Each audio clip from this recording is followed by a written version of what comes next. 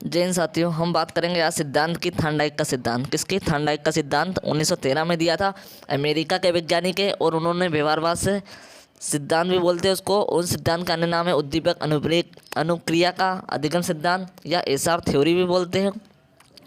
उस सिद्धांत का अन्य नाम हमें पता होना चाहिए, क्योंकि एग्जाम में अन्य नाम से भी पूछा जाता है। अधिगम बंध का सिद्धांत भी बोला जाता है, संबंधवादी सिद्धांत भी बोला जाता है, संयोजनवादी सिद्धांत भी बोला जाता है, आवृत्ति सिद्धांत भी बोला जाता है, प्रयास एवं त्रुटि का सिद्धांत भी बोला जाता है, प्रयत्न एवं भूल का सिद्धांत भी बोला जाता है, सही अनुक्रिया चयन का सिद्धांत भी, चयन का सिद्धांत भी, और ठोस अधिगम का सिद्धांत भी कहा जाता है। इस सिद्धांत के अन्य नाम हैं, ध्यान रखना आप। उसके बात करें कि थॉर्नडाइक कहाँ से थे, क्या क्या उन्होंने किया, इसके बारे में हम जानेंगे। तो थॉर्नडाइक अमेरिका के कोलंबिया यूनिवर्सिटी विश्वविद्यालय के वैज्ञानिक थे। कोलंबिया विश्वविद्यालय में क्या थे? प्रोफेसर थे। इन्होंने सन 1898 में संबंधवादी संयोजनवादी की विचारधारा का प्रतिपादन किया था। देखो, किस विचारधारा के थे?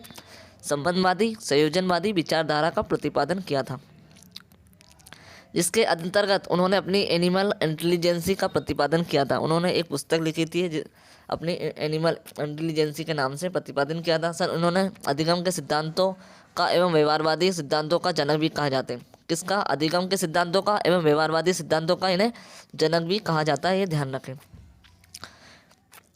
आगे बात करें, इन्होंने एक फजल बॉक्स मतलब पहेली उलझन पेटी में सफ़ेद बिल्ली पर प्रयोग करके और सिद्धांत पर निष्कर्ष दिए थे। तो हम बात करेंगे, आपको जो निष्कर्ष दिए उनके बारे में बात करेंगे कि अधिगम करता करने के लिए आंतरिक रूप से प्रेरित होना चाहिए। दूसरा था उद्दीपक प्रभावी होना चाहिए, तभी अधिगम करता बार बार प्राप्त करने को बार बार प्रयास करेगा और सीखेगा। थॉर्नडाइक पशु पर प्रयोग करने वाले प्रथम मनोवैज्ञानिक थे। इन्हें पशु मनों का पितामह भी कहा जाता था। हम बात करते हैं किस तरीके से इन्होंने निष्कर्ष निकाला। तो यहाँ पर एक बॉक्स बना रखा था, उन्होंने बॉक्स बना रखा था। उस बॉक्स में बिल्ली को रखा था और यहाँ पर इस टाइप से मतलब उन्होंने बना रखा था, और यहाँ पर एक बटन टाइप का था, बिल्ली अंदर थी और यहाँ मांस का टुकड़ा रखा था। जब बिल्ली को भूख लगेगी मतलब उत्पन्न अनुक्रिया मतलब होगी, मतलब भूख लगेगी, तो वो भूख के मारे मतलब उद्दीपक मतलब अनुक्रिया करने लगेगी। वो चारों तरफ घूमेगी, बार बार घूमेगी। तो कुछ टाइम ऐसा आएगा मतलब वो घूम घूम के उसकी हाथ मतलब उसका पैर यहाँ रखेगा तो ये पिंजरा खुलेगा और वो मांस का टुकड़ा खा लेगी, पर उसे पता नहीं चल पाएगा। फिर उसी प्रकार दूसरी बार उन्होंने क्रिया करा, तो ये बार बार अगर क्रिया हो रही है उसके बाद में उसको पता चल गया, तो वह उसको बार बार प्रयास करने की ज़रूरत नहीं पड़ेगी, तो वो उसके बाद में आसानी से मांस के टुकड़े को खा लेगी। मतलब आप मतलब इसलिए इस सिद्धांत को प्रयास एवं त्रुटि का सिद्धांत भी बोलता है, क्योंकि बार बार प्रयास कर रही है और उससे त्रुटि हुई है, मतलब एक बार में वो सही नहीं पकड़ पाई कि किस कारण से ये बॉक्स का पिंजरा खुल रहा है और मैं खा रही हूँ। इसलिए प्रयत्न किया उसने, उसके बाद में उसको पता चला, उसके बाद में उसे प्रयास करने की आवश्यकता नहीं पड़ी। तो ये निष्कर्ष यही बता रहे हैं कि अधिगमकर्ता आंतरिक रूप से प्रेरित होना चाहिए। अगर उसको भूख ही नहीं लगेगी, मतलब आंतरिक रूप से को भूख ही नहीं लगेगी, तो प्रेरित हो गया मतलब जो तुम्हारा उसने मांस का टुकड़ा रखा, मतलब और किसी वस्तु को रखते तो वो प्रेरित होती नहीं, क्योंकि मांस का टुकड़ा रखा, इसके लिए उसके अंदर की आंतरिक रूप से वो भूख प्रेरित हुई।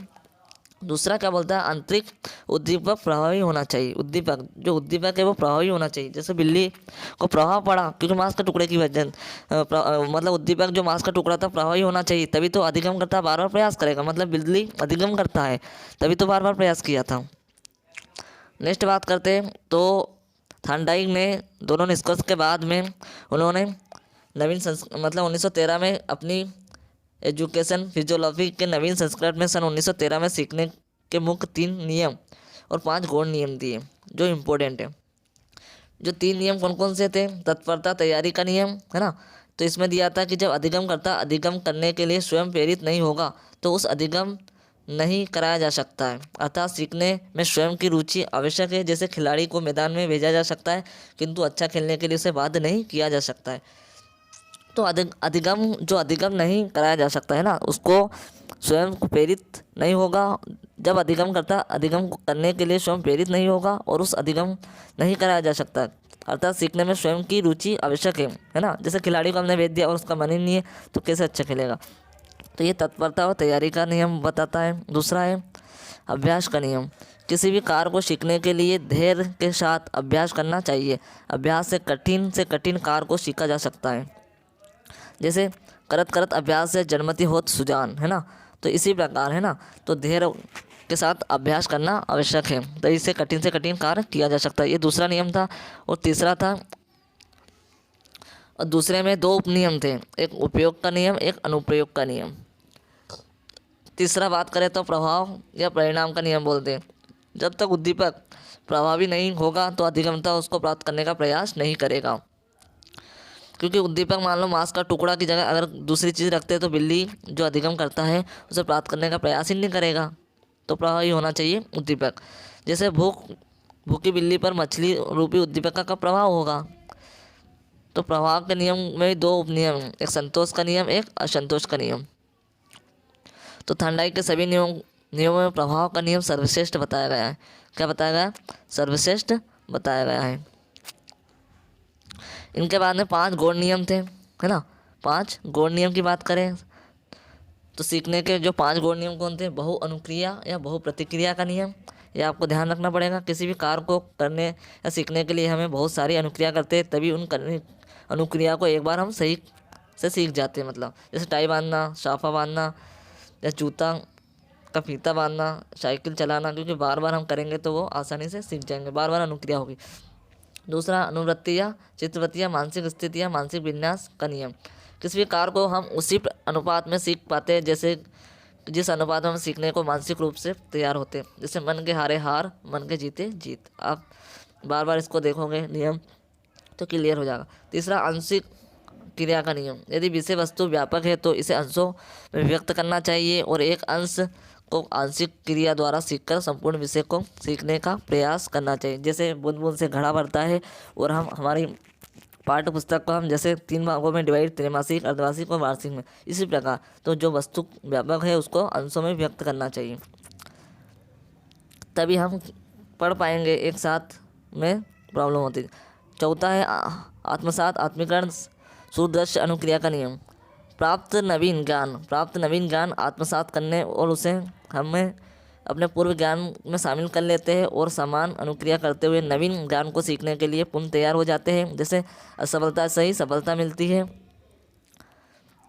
नेक्स्ट नियम की बात करें हम, 5वां नंबर का साक्षर परिवर्तन का नियम। सीखने की परंपरा विधि में थोड़ा सा परिवर्तन करने पर भी सीखना उसी प्रकार जारी रहता है जैसे पहले था, तो इसे साक्षर परिवर्तन द्वारा सीखना कहते हैं। जैसे राधा मोहन बांसुरी से उसी प्रकार प्रेरित करती है जैसे मोहन से करती है। तो ये आपको ध्यान रखना पड़ेगा। इनके सिद्धांत के अन्य नाम याद रखना है और जो 2 नियम और 5 गौण नियम अच्छे से पढ़ लेना, तो आपको काफ़ी मदद मिलेगी। जय हिंद।